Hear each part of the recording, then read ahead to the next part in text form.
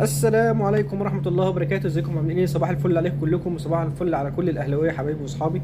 قبل ما اتكلم في الفيديو ده، يا ريت تنزل تعمل لايك للفيديو وتعمل اشتراك في القناه لو انت على اليوتيوب، ولو انت على الفيسبوك اعمل لايك واعمل شير للفيديو عشان يوصل لاكبر عدد من الناس. عايزين نتكلم على نقطتين بسرعه كده بخصوص النادي الاهلي. اول حاجه هي البطوله العربيه، والاتحاد العربي عمال بيتحايل على الاهلي اللي هو يشترك في البطوله دي. انا ليا راي في الموضوع ده. دلوقتي الناس اللي عماله تعترض على مشاركه الاهلي في البطوله العربيه دي بتقول لك ايه؟ الاهلي مجهد والاهلي محتاج فتره يرتاح بعد الدوري، ومحتاج فتره يرتاح بعد دوري ابطال افريقيا. اقول لحضرتك على حاجه.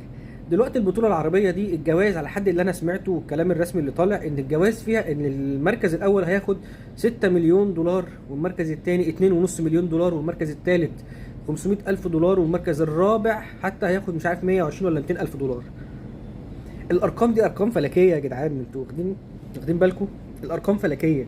يعني انت مجرد بس اشتراكك هتاخد فلوس. وكمان في كلام طالع، الله اعلم الكلام ده رسمي ولا مش رسمي، بس الكلام طالع بقوه من امبارح وبتردد، يعني ان الاتحاد العربي عمال يتفاوض مع الاهلي اللي هو النادي الوحيد في البطوله اللي هياخد مبلغ ثابت مقابل اشتراكه في البطوله. يعني انت كده داخل تشترك بسم الله الرحمن الرحيم، ما تتكاش مبلغ.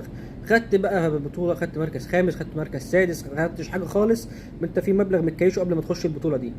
والبطوله هتتلعب في اخر شهر 7 وبدايه شهر 8 لمده 3 اسابيع.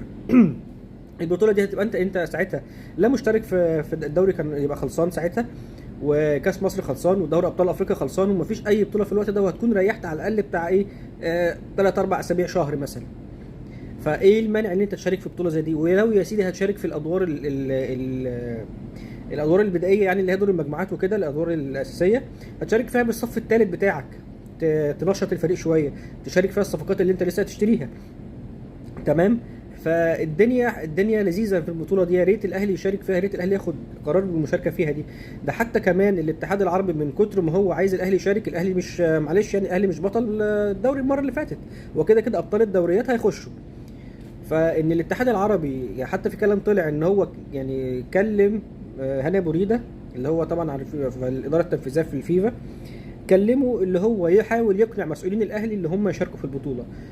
فالناس كلها عارفه قيمه الاهلي، وعارفين ان الاهلي اسمه بس يتحط في البطوله دي هيزود القيمه التسويقيه بتاعتها، وهيزود القيمه بتاعتها زيها بالظبط زي دوري السوبر الافريقي. فتخيل معايا كده انك تشارك بقى في البطوله العربيه وتاخد ال 6 مليون دولار، وتشارك في السوبر الافريقي ومش فاكر الجوائز كام، 5 مليون او 6 مليون حاجه كده، برضو رقم كبير قوي ضخم برضو، تاخد الفلوس بتاعتها. ده غير المشاركه في كاس العالم للانديه، لان في كلام برضو طالع ان السعوديه بتحاول مع الاتحاد الدولي ان بطل البطوله العربيه دي يشارك في كاس العالم للانديه. ففيها مكاسب كتير قوي، فيها مكاسب كتير قوي. وقيمه الاهلي، قيمه الاهلي كده كده كبيره، بس القيمه التسويقيه للاهلي بالمشاركه في البطولات دي بتزيد، ويبقى معاك فلوس تشتري بقى لعيبه اقوى ولعيبه اغلى، وتقدر تقوي السكواد بتاعك. فالدنيا حلوه قوي في البطوله دي. يا ريت لو اداره الاهلي تفكر كويس قوي في المشاركه في البطوله دي، حتى لو مش هتشارك في كاس مصر، لان كاس مصر ممكن يكمل يعني يطول، لان احنا لسه انتوا عارفين في مصر لسه ما خلصناش كاس مصر القديم، فلسه كاس مصر الجديد هيبتدي على مثلا شهر 3 او 4 وهيكمل. فلو حتى مش هتشارك في البطوله دي مش مشكله، انت ما بتاخدش منها حاجه اصلا. يا اخي ده اللي بياخد الدوري المصري بياخد مليون ولا 2 مليون جنيه. فالعمليه فيها بيزنس، والبيزنس هو اللي بيتكلم دلوقتي، والفلوس هي اللي بتتكلم في الكوره. فان شاء الله الاهلي يشارك في البطوله دي وياخدها باذن الله.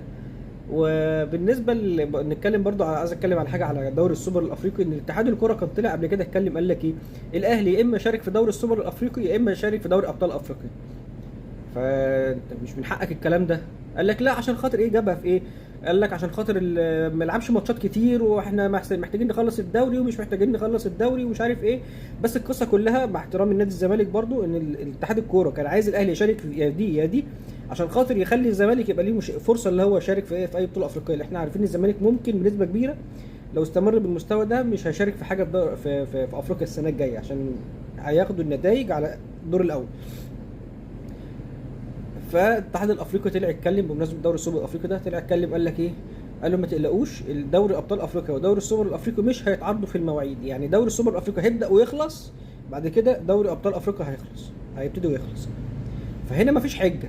دلوقتي الاهلي قدامه فرصه ذهبيه يشارك في 3 بطولات بتكيش فلوس حلو قوي. فيا ريت أنا بكرر تاني، يا ريت الاداره تفكر بشكل جدي في المشاركه في بطوله العرب اللي هتتعمل ان شاء الله في اخر شهر 7. ويا مسهل ان شاء الله. وبعد ما خلصت كده بس ما تنساش تعمل لايك وشير للفيديو برضه لو انت على الفيسبوك، لو انت على اليوتيوب تعمل لايك وتعمل سبسكرايب للقناه، وتقول لي رايك في تعليق في موضوع مشاركه الاهلي في دوري ابطال العرب او بطوله عربيه. واشوفكم ان شاء الله في حلقه جديده، والسلام عليكم.